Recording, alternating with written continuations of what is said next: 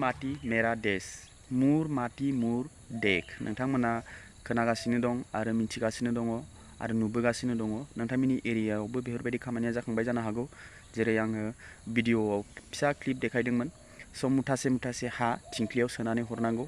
स' बेयाव पार्टिसिपेट खालामनो थाखाय जोङो मा होनदों अफिशियेल वेबसाइटआव जों रेजिस्ट्रेशन खालामनांगोन बिनि उनाव जों सार्टिफिकेटखौ डाउनलड खालामना लानांगोन बेयाव पार्टिसिपेट जोंखौ खालामनो थिनदों स' जोङो माब्रैहाय पार्टिसिपेट खालामगोन होनना बुङोब्ला जों सिगां अनलाइन रेजिस्ट्रेशन खालामग्रोनांगोन रेजिस्ट्रेशन खालामखांनायनि उनाव जोङो सार्टिफिकेटखौ डाउनलड खालामनानै लानांगोन लोगोफोर स' बोरै रेजिस्ट्रेशन खालामनांगौ आरो सार्टिफिकेटखौ बोरै डाउनलड खालामनांगौ बे भिडिअनि गेजेरजों नोंथांमोना मिथिलांगोन अब्ला भिडिअखौ नायलांदो फार्स्टनिफ्राय लानानै जोबजासिम नायलांगोन होननानै आं आसा खालामो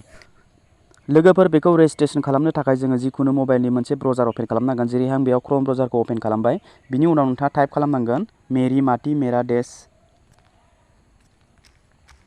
मेरि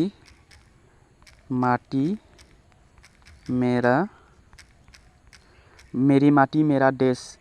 टाइप खालामनानै नोंथाङा सार्च खालामनांगोन सार्च खालामनायनि उनाव नैबे गाहायाव सेकेन्ड अपसनाव मेरि माति मेरा देश ओमफ्राय बेयाव मेरि माति मेरा देश .gov.in बे सेकेन्डनि अपसनाव नोंथाङा क्लिक खालामनांगोन बेहाय क्लिक खालामनानै बिनि अफिशियेल जिथु वेबसाइट बेयाव अपेन जागोन बेयाव 9 आगस्ट टु 31 अक्ट'बरसिम बे खामानिया सोलिगोन बे प्रसेसा स' नोंथांमोना सार्टिफिकेटखौ बोरै डाउनलड खालामो आरो बोरै रेजिस्ट्रेशन खालामनांगौ बे भिडिअनि गेजेरजों नोंथांमोना मिन्थिगोन अके लोगोफोर अब्ला नैबेयाव गाहायाव दङ बेयाव टेक प्लेस दङ ओमफ्राय फार्स्टआवनो दं भिउ इभेन्ट्स ओमफ्राय टेक प्लेस जोङो टेक प्लेसआव क्लिक खालामनांगोन बेयाव टेक प्लेसआव क्लिक खालामबा नोंथाङा स्टेप 1 स्टेप 2 स्टेप 3 आरो स्टेप 4 बेखौ फल' खालामनांगोन स' जोङो आरो गाहायाव दङ टेक प्लेस बे टेक प्लेसआव नोंथाङा क्लिक खालामबावनांगोन बेयाव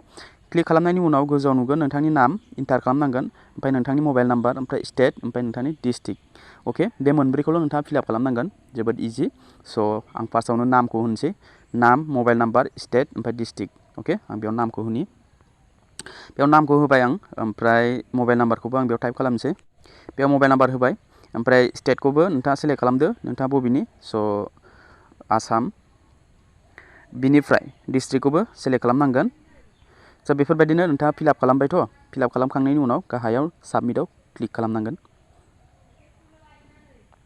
साबमिटआव क्लिक खालामनाय लोगो लोगो बेफोरबायदि अपेन जागोन बेयाव स'स फाइल बेयाव नोंथाङा नोंथांनि मुथासे हा लानाय फट' होयोब्ला मोजां जागोन जिखुनु नोंथांनि फट' बेयाव आपल'ड खालामनांगोन स' बेयाव स'स फाइलाव आं क्लिक खालामनानै बेयाव आङो मोनसे फट'खौ आपल'ड खालामना होनोसै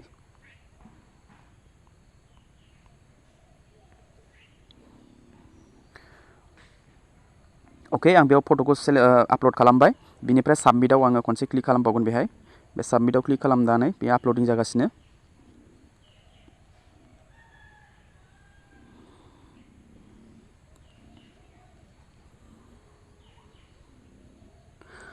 आपल'डेड साक्सेसफुलि बेयाव बेफोरबायदि ओंखारबाय ओमफ्राय बेखौ डाउनल'ड खालामनांगौ सार्टिफिकेटआबो नोंथाङा रेडि जाबाय मैखोम बसुमतारी नै बेफोरबायदि सार्टिफिकेट नोंथाङा मोनगोन बे सार्टिफिकेटखौ डाउनल'ड खालामनानै लानांगौ स' आं बे डाउनल'डआव क्लिक खालामगोन